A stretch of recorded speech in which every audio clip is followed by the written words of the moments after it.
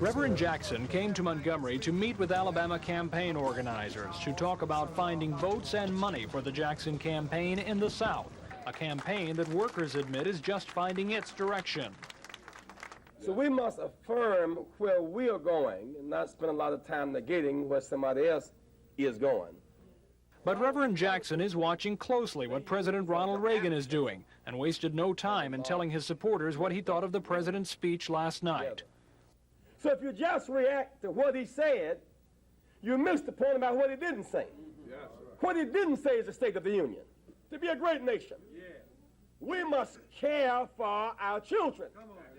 We must care for people who are sick, who cannot help themselves. Reverend Jackson underlined what he calls the president's lack of concern for the poor during a visit to Fairview Medical Center, where almost $2 million were spent last year caring for poor people. But the biggest stop of the day for the candidate was at a local church where he spoke to members of the Alabama Baptist Missionary State Convention.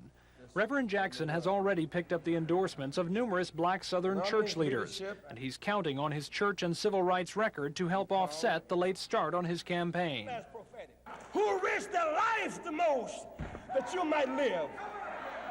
Here am I, send me. Who spent the most nights in jail that you might be free? Here am I, send me. Tomorrow, Reverend Jackson will be back in New York to speak to the United Nations. What he's left behind in Alabama is a campaign that campaign workers say is really just getting started. And while they admit it is late, nobody can answer the question, is it too late? Somebody. Tom Foreman, WSFA TV News.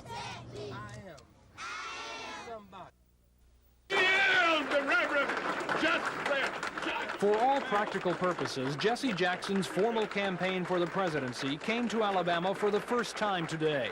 The candidate has beefed up his campaign staff, and today he met with the Alabama team, talking about problems he sees in the state and what must be done to win Southern support. But there's a growing coalition in this state among blacks and whites whose economic predicament is the same. We must keep our eyes on the prize and not let Reagan put cotton over our eyes. But while the formal campaign is still being organized, Reverend Jackson has been getting a good deal of organized support from black church leaders in the South. Today, he told the Alabama Baptist Missionary State Convention to look at his record when deciding who should be president. Who marched with you the most when it was unpopular? Here am I, send me. Who risked their life the most that you might live? Here am I, send me. At the same time, he was sharply critical of what he calls President Reagan's lack of concern for poor people. For the rich and the powerful, he gave money. For the poor, he gave a lecture on values. For the rich, they got Mercedes. The poor got prayer cloths and flags. Tomorrow, Reverend Jackson will be in New York to address the United Nations. What he's left behind in Alabama is a campaign that organizers say is really just getting started. And while they admit it is late, they don't know if it's too late. Tom Foreman, WSFA TV News.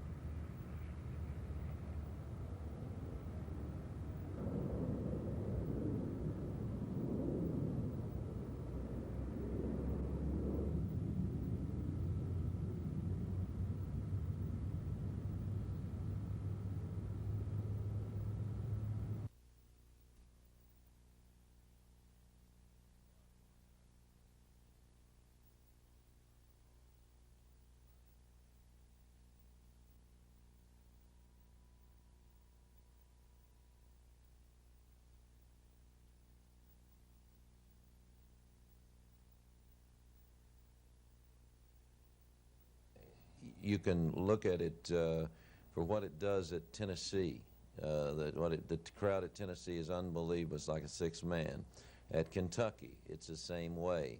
At LSU, it's unreal, and it certainly adds 6 to 8 to 10 points to your advantage. That is what is the home court advantage, and we need that, and we have never been able to establish that on a consistent, regular basis, and we need 2 or 3 big crowds in a row to get that type of going. It makes the players feel more confident, and I'm hoping that the controversy over this kind of goes away.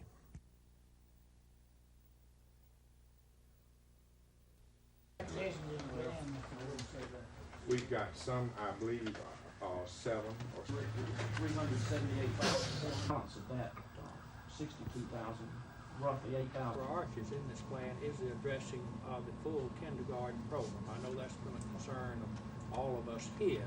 We're really 30 cents. Approximately a year and a half ago, the special ed department, $109,442.02 in the month of December. We did budget. Was to address this allocation priority and addressing the later time if we can come back and call on the anniversary way of support. But right now, I think everything's falling in place. Mr. Johnson. If any of you The canopies were supposed to start coming down this weekend. That will have to wait until things can be settled in court. Mayor Emery Fulmer and the City Council ordered the project at the urging of the Landmarks Foundation and Downtown Unlimited. Those two groups say Dexter Avenue will look better without the canopies, and then business will be better. But 20 Dexter Avenue merchants argued their business depends on the canopies. Their attorney, Julian McPhillips. They all believe that they gained a lot of business by the concrete canopies being there. It gave them the sort of mall-like atmosphere that you have at the Eastdale and Montgomery malls. And many of their customers, you see, are poor people, and they depend on public transportation to get to and from. Mayor Fulmer and the city's attorney said they would save their response for the courtroom. In today's order, Judge Varner said he must weigh the advantages of future development against the interests of the merchants and their customers. Susan Silvernail, WSFA TV News.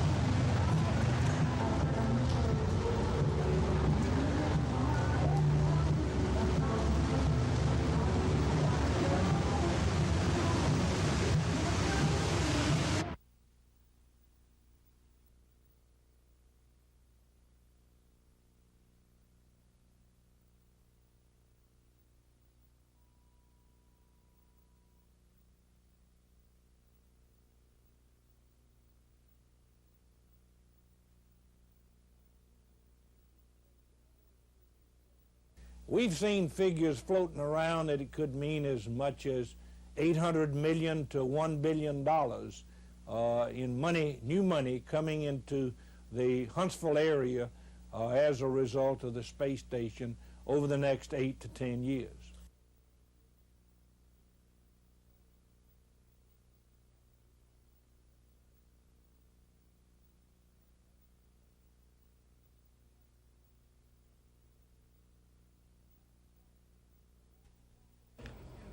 The minute you walk inside Barbara Harris's first grade reading class, your attention immediately focuses on a busy learning environment. Mickey Mouse greets you with a big smile. Every wall is lined with reading tools, from the basic ABCs to simple words like stop, that every first grader understands. There's never a dull moment for Mrs. Harris, who teaches 25 eager 6-, 7-, and 8-year-olds.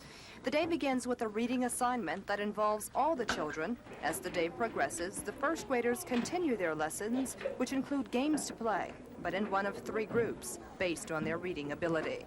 One group is is called aisles, and the children know that they are aisles because if they don't understand what they're supposed to do, then they ask questions. They're smart enough to do that. Another group is turtles, and my turtles pay attention all the way. You know, they're slow enough with what they're doing that they're going to pay attention to everything that's being said to them and then follow through. And my elephants remember the order of their instruction, what they're supposed to do first, second, and third. And when we put all three of those together, we get super first graders. Mrs. Harris says there's so much to learn at the first grade level, and she has no problem teaching her class. She says most of the students are familiar with the basics of reading and are hungry for more. When they come to first grade, it's very important for them to have experiences to begin with. They need to have had hands-on with reading material. They need to know that the printed word is just taught written down. It's good for them to be able to know their colors by sight and to have been exposed to good models, parents who read. And when they see them reading, then they know that this is a normal thing, something that's expected of them. Are the students at this age eager to learn to read? Yes, they are. In fact, they think that they're going to read the first day that they come to school, and many of them go home disappointed that first day. We try really hard to do rhymes with them to make them think that they're reading even if they're not at a very early stage so that we can keep them motivated. She knows when parents spend time with their children, helping them with their homework. Mrs. Harris says that's where the enthusiasm begins, at home, with parents who serve as role models by reading on a daily basis and with those who take interest in the educational development of their child. The folders go home on Monday, and in the folder we include a mini book or a game board which reinforces the skills that have been taught here in the classroom, and when the folders come back, the books are not there, and that's evident enough that somebody has been interested enough to look through the folder and to work with the children. How important is it for the parents to work with their children in the first grade level? Very, very important. You know, this is the beginning. This is where it all comes together. And if a child doesn't have a good foundation, you know, someone who's really interested, then many, many things can go wrong. So this is where it should really happen in first grade. Mrs. Harris knows she has a monumental responsibility as a reading instructor. It's in the first grade that children learn to recognize, pronounce, spell, read, and write, the foundation that later prepares them for life. As Mrs. Harris puts it, each grade depends on the grade below it. She readily accepts that responsibility. Reading is a sequential order of things, and when a child starts out at a level that he can achieve at the skills that he's ready for, then he has a stepping stone. It's like a building block. He's able to build on the skills that he has acquired, you know, and if he's not acquired the skills, or if there's a skip somewhere, then you begin to have problems. So you can see how important it is, you know, at this level. And it's paying off for all of the first graders, like 6-year-old Danielle Ward. When Connie saw Rob, she said, "I saw a lot of boys and girls up the street. What are they doing?" "Why not go over and ask them," said Rob. So Connie and Rob went up the street. When Rob saw Carol, he said, "Say, what is going on?" Carol said, "It is a street show." "Does it have a play in it?" said Rob. "Yes, it does," said Carol. "And some girls and boys will sing." Have you seen a street show?" Connie said. "Not yet," said Rob. "Then why not stay?" said Connie. "Come on," Carol said. "You can sit next to me in the first row." I'm Kim Davis reporting.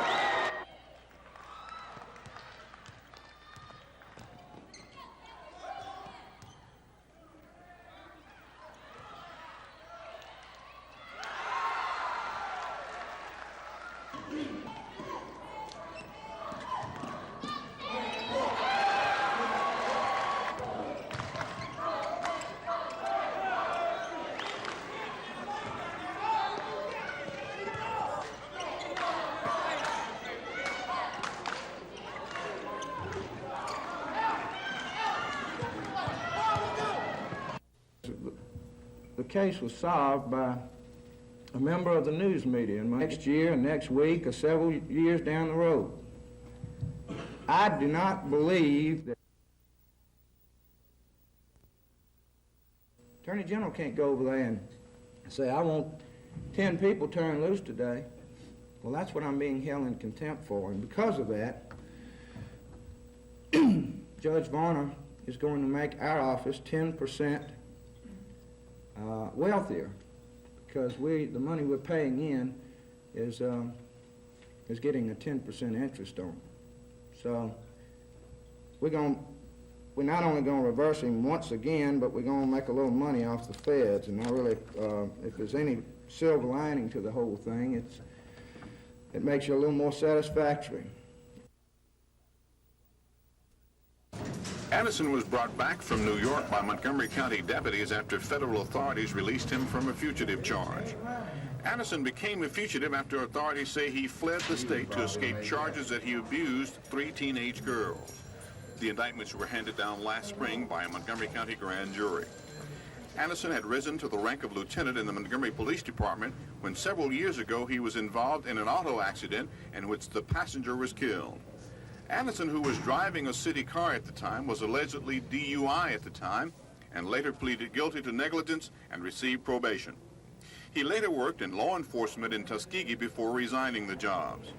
Addison is expected to face a hearing on the abuse charges in several weeks. This is Norman Lumpkin, WSFA TV News at the Montgomery County Jail. I took a little credit for solving that case, but the credit shouldn't have been given to me, really, because the case was solved by a member of the news media in Montgomery, believe it or not. Matt Carmack is here today, and Matt Carmack spent probably as much or more time on that case than any of my investigators did. I want to publicly say to you, Mac, thank you for the job you did in helping solve the Missy DeVaughn case, and I want to say this to you also, that since this is your last day at WSFA, we're all going to miss you in the media market in this area. You have been, in my judgment, one of the most objective, although aggressive, member of your profession. And being in public office, that certainly means a good deal to me and other public officials. We're going to miss you, but I hope you get back here. And as Montgomery County Coroner, Mr. Smith and Judge Walker Hobby have been exceedingly kind to me. I think the coroner's system should be done away with. I think the state needs a statewide medical examiner system. I think the coroner's system is archaic and primitive. Many counties have coroners who are not qualified really to tell other than somebody's dead.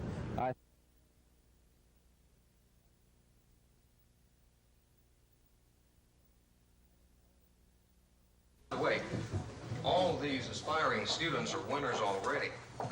They can. The second word is ability. Ability. U-N-T-R-Y. County. County. C-O-U-T. Above. C-T-I-O-N. Actual. Actual. A-C-T-U-A-L. Addition. Addition. A-D-D-I-T-I-O.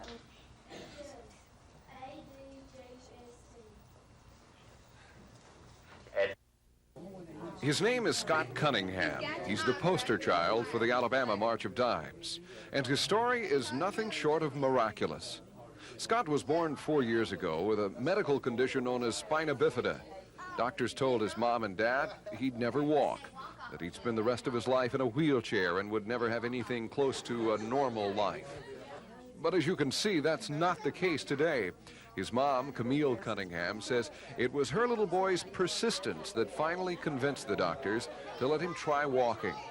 She says he hasn't slowed down since. The bright-eyed, talkative youngster from 8 Mile, Alabama, is now working on his latest project, getting away from the walker and onto crutches.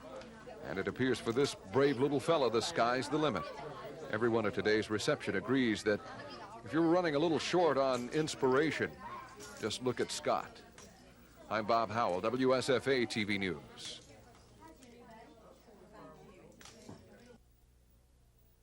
This is what the sky above the Cloverdale area looked like on Tuesday night. It was filled with blackbirds. Tonight, the birds were harder to spot. That's because the county health department has been harassing the birds with loud wailing noises, sirens, and whistle bombs. So we're getting a lot of movement from the birds that are coming in, and we see a lot of activity around the perimeters where they're just sitting and watching to see if we're going to be back. And when you start getting that, you can usually count on a reduction of birds. Now, county workers are driving the birds out of Cloverdale to head off possible health problems. People could pick up a lung disease called histoplasmosis if the birds were allowed to stay. there's still no problem with histo, and there will not be. We won't allow it to continue to that point. What we'll do is, like I said, go ahead and notify the property owners that they do need to do some thinning or pruning, whatever the problem is on that particular lot. The health department will continue the timed, persistent harassment through the weekend. Susan Silvernail, WSFA TV News. Coming along in a reasonable manner. Hard work and planning had been done over the last 4 years, and money was put up to back it up. But that wasn't good enough for the plaintiffs. We've got about 70, 80% of the people in our jails and penitentiaries today who are repeat offenders. And I guarantee you, over a few more years, when we keep sticking people in jail and locking them up and throwing the key away or keeping them there for a sufficient amount of time, crime is going to decrease in this community and other communities. AUM went into overtime before beating the visiting Falcons. Jesse Phillips paced the Senator's scoring effort. After losing the handle here, he'll grab it back and stick it in for 2 of his game-high 25. Here's the Iceman again with a nice 8-footer in the lane. Anthony Glaude led Montevallo in a losing effort. Here he pops one in the paint for 2 of his 21. AUM beats Montevallo 67-62 in OT. The Senators now 3-1 in the conference. The Falcons fall to 1-3. At Alabama Christian, the Eagles fell 3 points short of their first conference win against Birmingham Southern. Darren Golson led all scorers with 21 for ACC. Here he puts back in his own miss. Here's Golson again inside off the nice assist from Greg Tidmore. Dwight Evans led the Panthers. This 20-footer was 2 of his 14. 68-65 Birmingham Southern over Alabama Christian. The Panthers are undefeated in the Southern States Conference at 4-0. The Eagles are winless after 4 tries. I think from their first player to the end of their bench, they're the most talented team in the league, if not one of the most talented in the nation. And that's not said to put pressure on LSU. Dale early in the season will mix up his lineup a great deal because he has so many talented players. But by the time he gets into the second round of the conference, they will be playing great basketball because he'll find out who his better players are. And he did this last year, and it appears that he's doing it this year. And I hope that maybe he's still experimenting a little bit when he comes in here, but we don't know that he will be. But they have every facet of the game covered. They're quick, they're strong, they're the leading rebounding team in their conference, and they can shoot the basketball, and they get great point play from Derek Taylor.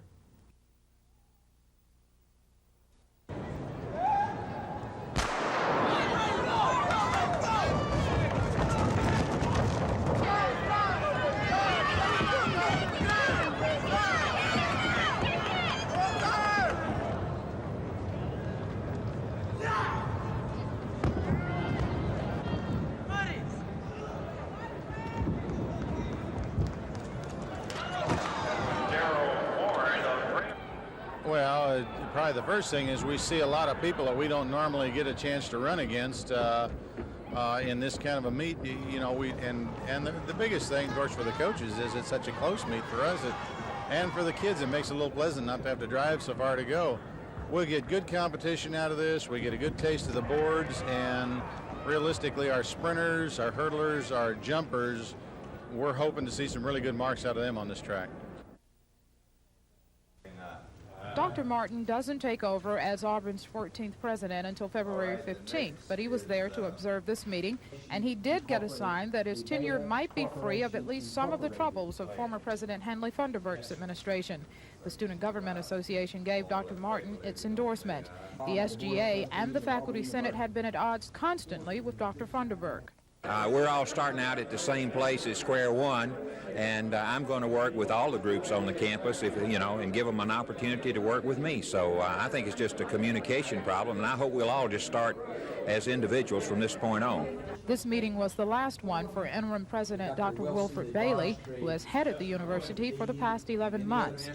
I will continue my professorship in the university. I've agreed to stay on for a reasonable period of time in a consulting capacity for Dr. Martin. The details of this have not been worked out, but I can assure you I'm looking forward to a more relaxed way of life after February 15. Lois Russell, WSFA TV News in Auburn. Empowered to execute for and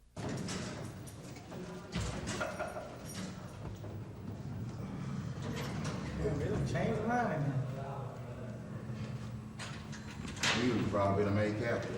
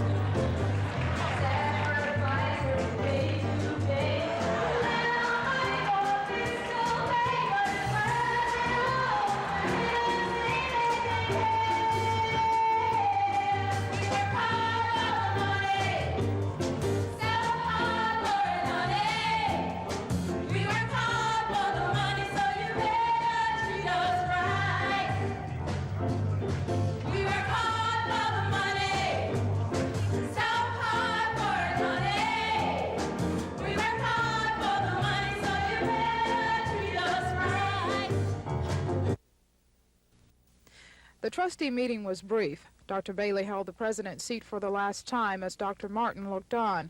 Wilfred Bailey has served as Auburn's interim president for the past year, taking over while a search committee looked for a replacement for Henley Funderburk. Dr. Funderburk resigned following repeated faculty votes of no confidence. Dr. Bailey's immediate job was as a healer of wounds. What are you going to do now? I know this was your last board meeting. What are your plans now? Yes, this is my last board meeting as interim president. I will continue my professorship in the university. I've agreed to stay on for a reasonable period of time in a consulting capacity for Dr. Martin. The details of this have not been worked out, but I can assure you I'm looking forward to a more relaxed way of life after February 15. Dr. Martin takes over as president of his alma mater of 30 years ago on February 15th. He says he's optimistic about his new job and expects full faculty and student cooperation. Lois Russell, WSFA TV News in Auburn.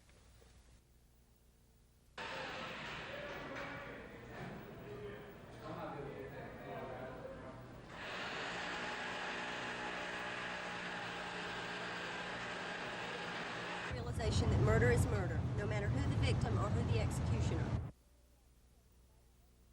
The coalition chapters throughout the state will lobby legislators, support death row inmates and their families, find lawyers for capital cases, and assist those lawyers by acting as paralegals. We will use every available means to educate the public on the real issues of capital punishment. Specifically, the Montgomery chapter of the coalition will be developing a speakers bureau to provide resources for churches, schools, and business and civic organizations. First half of the game, Auburn in white. The steal is by Frank Ford, number 15. Ford ahead to Gerald White. Gerald White, nice feed to Charles Buckley. He had 18 points. Leonard Mitchell with one of the plays of this game. Mitchell with a steal for LSU. He'll go all the way and watch after the jam as he swings from the rim to keep himself from falling below. LSU held a 41-40 halftime lead. Second half, John Tudor, the perfect alley-oop, but it's blown by Jerry Reynolds. He misses the slam dunk. Now a big steal by Charles Buckley for Auburn. He'll go all the way for the jam as Auburn upsets LSU 80-78. I'm George Michael for NBC News.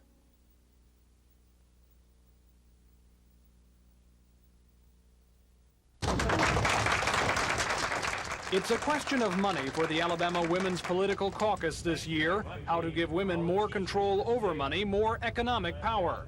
Jane Weeks is the leader of the caucus. We believe that the key, of course, to political success, period, is money. We also know that the key to economic success for women in this country is money. At today's meeting, David Bronner of the state retirement system talked about money and the money problems Alabama has in comparison to other states. Nevada, Nebraska, Kansas, etc., etc., etc. And there's not one of those states that have the potential that Alabama has. Not a one. Yet when you compare us as far as a place to want to live, we're near the bottom. So you're the educated people of the state. You are. You know it as well as I do. Why do you tolerate it? 9 times out of 10, we'll just sit back and let the men take over and do what they want to do, and we will not get involved. But for local issues, we could get involved and help to improve the image of the state by improving the image of each city. The lack of involvement by women in politics is one of the biggest problems the caucus sees. Caucus leaders say of all public officials in the country, only 12% are women. And 12% of the people who control the system is simply not enough. Are Alabama lawmakers responsive to the needs of women? We have some friends in the legislature and some enemies. We intend to reward our friends and punish our enemies. So while the caucus is working on this year's political shopping list, members admit they still have work to do on the basics, on getting women out to vote, on getting them to exercise their considerable political muscle. Tom Foreman, WSFA TV News. Today was the final day of Respect Life Week in Alabama, proclaimed by Governor Wallace to mark the 11th anniversary of the Supreme Court decision legalizing abortion. To the anti-abortionists, this past week has been more than a ceremonial proclamation. They're an organized group, and they hope they can depend on the help of Governor Wallace to get pro-life legislation passed in the weeks ahead, including the parental notification bill, which was defeated by legislators last year. This year we'll introduce again the parental notification bill. That's that the parents of girls under the age of 18 would have to be notified before their daughter could have an abortion. Although the Alabama Citizens for Life group would like to wipe out abortion altogether, in the meantime they hope to have a bill passed which they say will make an abortion less painful for the fetus. There's a fetal pain bill that was introduced in Florida last year, where a woman is informed that the child does feel pain and that she has the option of having an anesthesia administered to that baby. And we hope to be able to introduce the same type of legislation in Alabama this year. So when the legislative session begins in February, these pro-lifers won't be outside singing on the Capitol steps.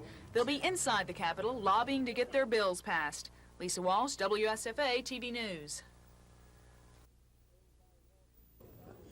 Everybody wants at least a 15% raise, and if they can get more, they want that. They want as much as they can get, but they ask for at least 15% pay raise, at least a minimum of $1,000. First half, Jerry Reynolds on a break after the steal put LSU up 4-0 early. But watch the play here by Gerald White. He flies by Derek Taylor to tie it back up at 4. Auburn built as much as a 9-point first-half lead, but the Bayou Bengals came back behind Leonard Mitchell's 17 first-half points. Mitchell with the steal jam and foul here gets a three-pointer. No T for hanging on the rim, though. He finished with a game-high 22. John Tudor's blast from the corner gave LSU a 41-40 halftime lead. After the break, the lead seesawed. Auburn up by 5 on the follow-up here by Barkley. LSU went up 6 when Don Redden gets the steal layup and foul here for a three-pointer. But from there, it was the Charles Barkley show. 2 straight buckets, a slam off the follow-up. And this steal and length of the court trip for a jam and a three-point play pulled Auburn within 1. Barkley with 18 on the night, 17 rebounds, and a team record 8 block shots, won there with authority. In the latter moments after Barkley fouled out, it was Chuck Person's turn. This 17-footer put Auburn ahead to stay at 76-74. Person then canned 4 straight free throws in the final seconds to finish the night with 20 and give Auburn a hard-fought 80-78 upset win over LSU. The War Eagles are now 6-2 and leading the pack in the SEC. The Bayou Bengals are a game off the pace at 5-3.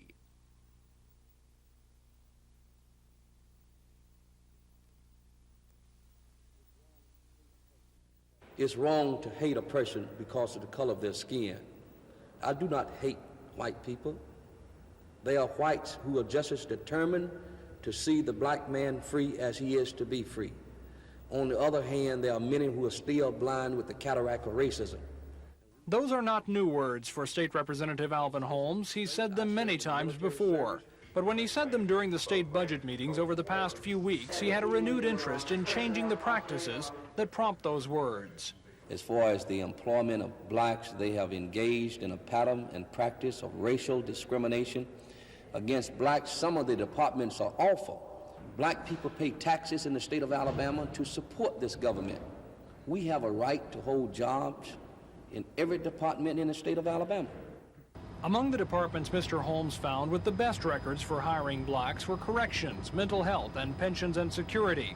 Among those with the worst records were conservation, education, and agriculture and industries. Exactly why the numbers are what they are is not easy to tell, but whatever the reason, Mr. Holmes is intent on changing the numbers. We're going to go to Governor Wallace, and we're going to ask Governor Wallace to issue an executive order requiring every department in the state of Alabama to employ X number of blacks. And if that doesn't work, Mr. Holmes says he and other black legislators will go to the federal court. Now, philosophically, I'm against quotas. But well, when the state leaders refuse to hire blacks and do right and do fair and do just toward black people in the state of Alabama, we have no other alternative. Tom Foreman, WSFA TV News.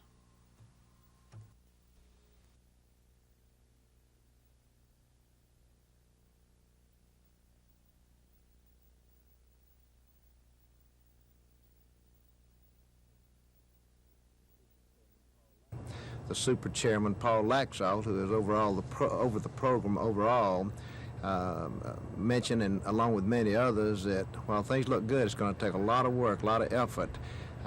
People have a way of staying home, and so those that believe in what President Reagan has done are going to have to get out and do a lot of work. And we predict that while we feel like we're going to win and things look good, it's going to take a lot of work and a lot of effort, and people are going to have to get out and knock on doors. How about here in Alabama? Is it going to be particularly hard here? Is this going to be a target state? Yes, I think, of course, all the states are going to be target states, but the way I see it in Alabama, we've seen a lot of registration taking place, and it's taking place by some of the people that say they're opposed to President Reagan and his program. It simply means to me that we that believe in President Reagan and believe in his system and believe in the free enterprise system and believe in a strong defense are going to have to really get out and work hard. I think we can win, but I think it's going to take a lot of work on the part of all the people of Alabama that believe in President Reagan.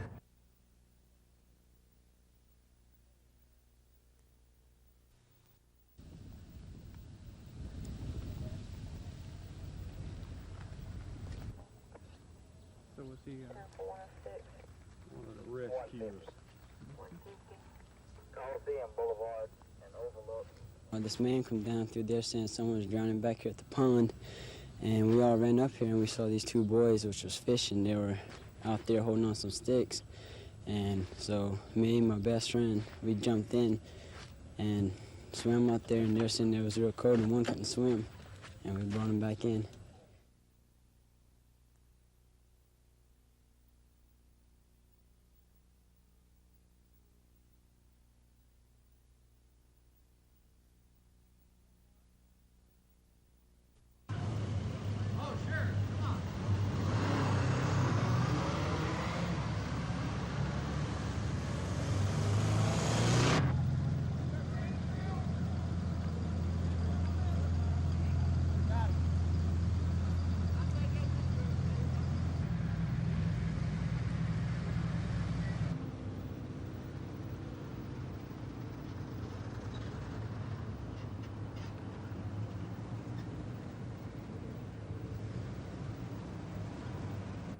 Okay, since our inception, we tested about 1,275 persons. Plus, we've done follow-up counseling. We have provided community education and awareness to anyone that would take the time to listen to us.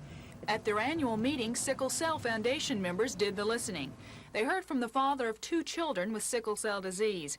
His 9-month-old son died from the disease, while his daughter Kimberly has spent much of her 6 years in and out of hospitals. Being parents of a child with sickle cell disease is a very trying time. Each day, we never know how well our child is going to be, when our child is going to get sick, what the consequence of the illness might be. But the stories weren't all sad. Sickle cell victim Cecilia Fuller says the diagnosis of her disease has given her renewed strength. I try to make a point of living up to my potential, not in spite of my handicap, but because of it. In addition to providing counseling, the Sickle Cell Foundation also offers a free screening service for the disease at the Fairview Medical Center each Saturday from noon to 2 p.m. Our long-range goals, of course, is that of finding a cure, but that's a long way down the road. However, immediately we are working on support groups. We hope to get a preteen group, a teenage group, and a parent support group. By getting together, we are hoping that these people can share some of the problems and solutions that they have found in living with sickle cell. Lisa Walsh, WSFA TV News. Rebel coach Lee Hunt didn't help his cause much by suspending 2 starters before the game. Bruce Tarnsbarger was one replacement and about the only bright spot for Ole Miss this follow-up 2 of his team-high 11 points. That tied the game at 2. But when Ronnie Williams picks up a 3-point play here, the Gators were ahead to stay. Williams with 14 on the day. Florida was dominant on the boards throughout the game. Vern Delancey with a follow-up slam here. Gators led it 30-23 at halftime. Florida showed greater quickness, too. Andrew Moten with the steal here. He'll go all the way for the slammer as the Gators began to pull away in the second half. Moten paced the Florida effort with a game-high 20. He'll get a follow-up and foul here for a 3-point play.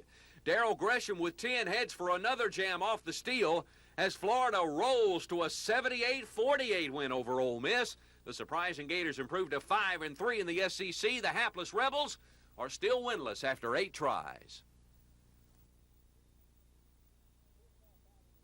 First half action, North Carolina in white. Kenny Smith will come up with a perfect alley-oop pass to Michael Jordan. Jordan flies high to send it home. He led all scorers with 29 points. Louisiana State did stay close in the first half. This is Derek Taylor. He's going to find Jerry Reynolds on the alley-oop, but the Tar Heels led 37-34 at halftime. In the second half, even when Jordan would miss, Sam Perkins was right there. With the one-handed slam, he had 19 points. It was a 2-point ball game until Michael Jordan came alive. First, Jordan misses. Then Matt Doherty will miss, but Jordan right there for the one-handed slam. The Tar Heels, though, did suffer a severe blow. Kenny Smith on the drive is devastated here by John Tudor. Smith goes down, and he is out indefinitely with a fractured right wrist. But North Carolina had already assumed control. This is Michael Jordan. Beautiful pass to Brad Doherty. Doherty will go high to jam it home. North Carolina goes on to defeat Louisiana State 90-79.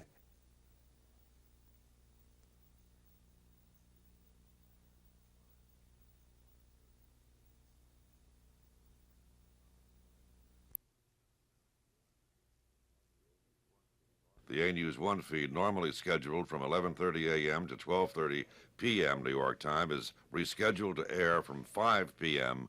to 6 p.m. New York time. This ends A News 1. Thank you and good night.